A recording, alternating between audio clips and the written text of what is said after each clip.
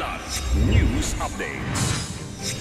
Mga balita ngayon, commander ng MILF patay sa pamamaril sa Raha, Buayan, Maguindanao del Sur. Daang-daang pamilya sa Metro Manila inilikas dahil sa malawakang pagbaha. Pasok sa government offices at paaralan kinansela ng Malacanang.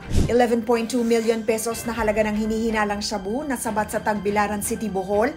2 suspek arestado. Ako po si Cesar Soriano para ihatid ang nangungunang mga balita sa buong kapuluan ngayon. Dead on the spot ang commander ng Moro Islamic Liberation Front o MILF 106th Base Command matapos barilin sa barangay Panadtaban, Raha, Buayan, Maguindanao del Sur kahapon ng umaga. Kinilala ang nasawi na si Commander Buntok Utap na nakadalo pa sa isang Rido settlement sa 33rd Infantry Battalion para makipag-ayos kay Barangay Panadtaban Chairman Norodin Uto noong July 10. Isang babae rin ang tinamaan ng ligaw na bala na agad isinugod sa ospital. Patuloy ang investigasyon sa nasabing pamamaril at nang matukoy ang salarin sa krimen.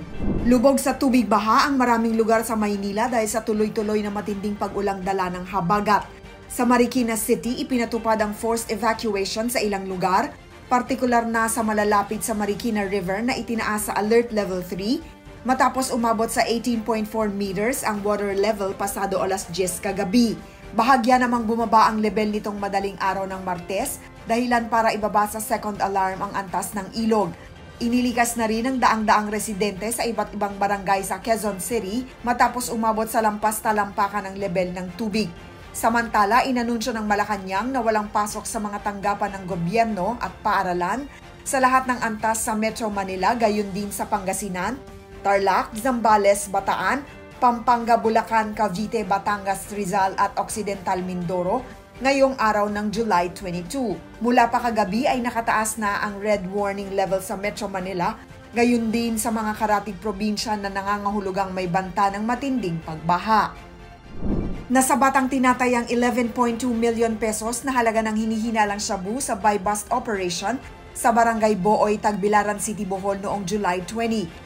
Arestado sina Ron Waldo Lazaro, 48, at Jonas Vinoya, 37, matapos makumpiska ang 1,650 grams ng shabu. Si Lazaro ay dating inaresto rin dahil sa parehong kaso at muling nag-operate matapos makalaya. Ang operasyon ay sa pagtutulungan ng Tagbilaran City Police, katuwang ang PNP Drug Enforcement Group, Special Operations Unit 7 at PDEA 7. Patuloy ang investigasyon habang nakatakdang sampahan ng kasong paglabag sa Republic Act 9165 ang mga suspect. Para sa Kidlat News Channel, ako si Rosalyn Sinchonco, nag-uulat. Ako po si Cesar Soriano, kasama nyo sa bawat pagputo ng balita.